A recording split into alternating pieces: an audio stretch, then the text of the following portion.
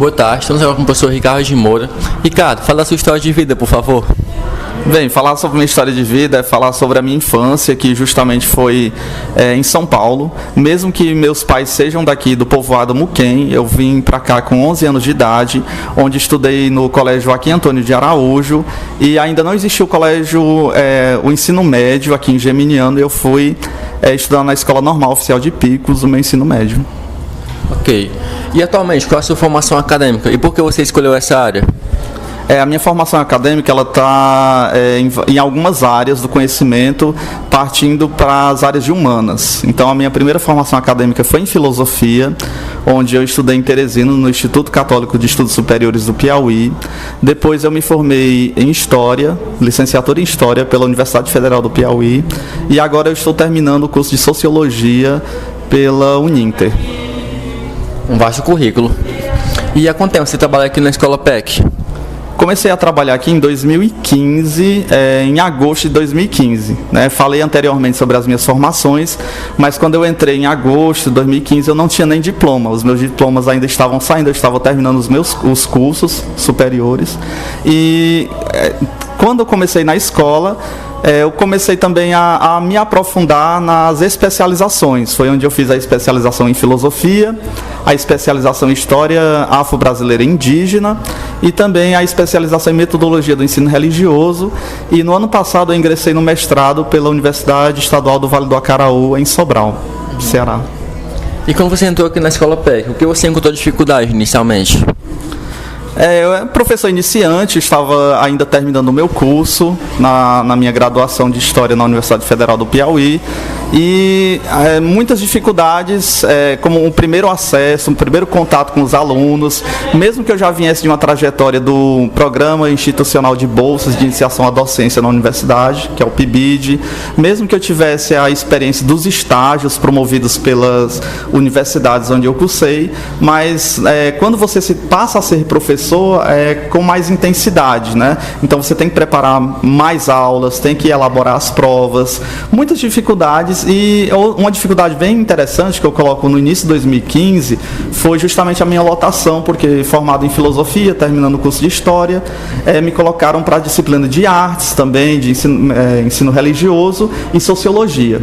E sociologia, justamente, eu não conhecia muito bem a área, inicialmente pensava que era muito parecida com história, e aí eu me debrucei com um livro de sociologia que tem 3 autoras, e eu peguei o livro e li da capa à contracapa. E percebi que a sociologia é justamente a história atual, contemporânea.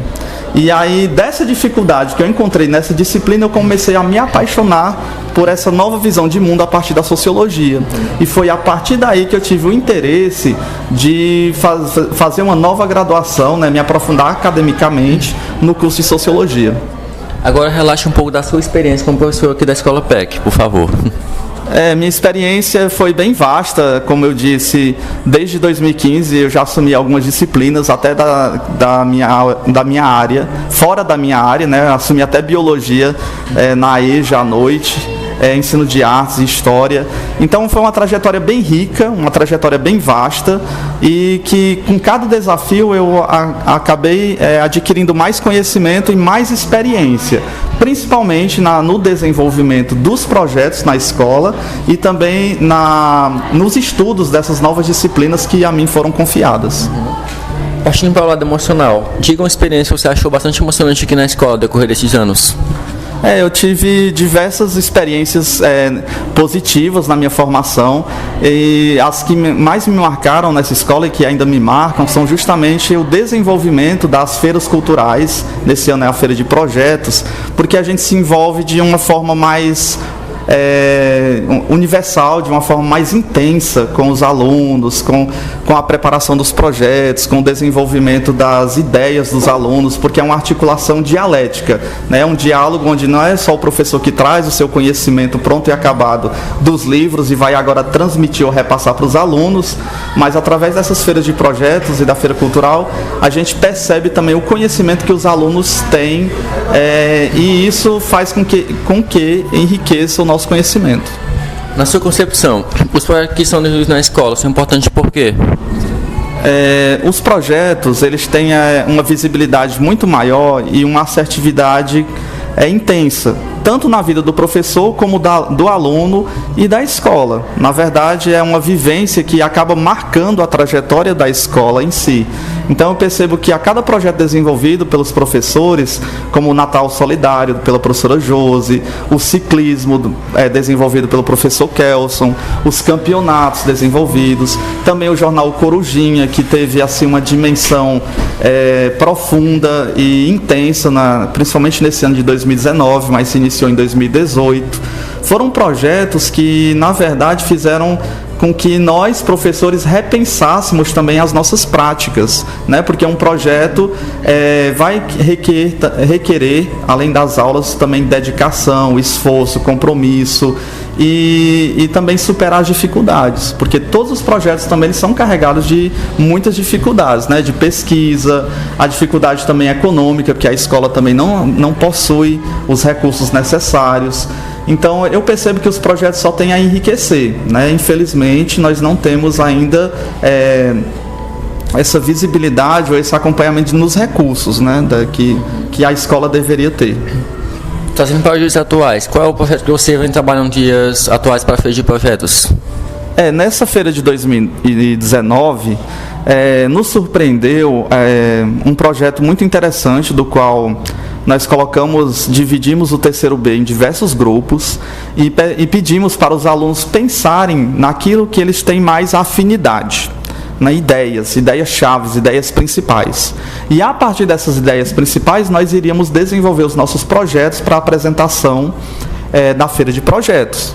E nos surpreendeu, todas as equipes nos surpreenderam, das outras turmas também, mas dentre elas a saber sobre a história da escola, porque muitos dos professores, nós mesmos, não sabíamos assim com profundidade um pouco da nossa história, quando a escola foi fundada, quem era o Pedro Evangelista Caminha, né, que é o que leva o nome da escola. E isso causou inquietação. Na filosofia nós dizemos que a base da filosofia é quando a gente se inquieta pelas coisas, né? Querer saber sobre as coisas. E essa inquietação, ela nos move.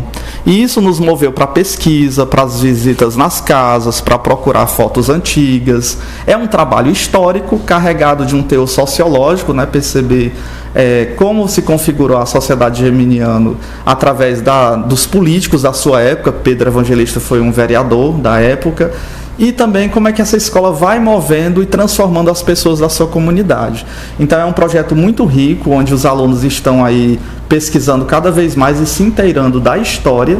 E essa história, já que ela não era documentada, não encontramos documentos físicos, o nome do projeto passou a ser História e Memória da Escola Pedro Evangelista Caminha. Porque a partir de 1929...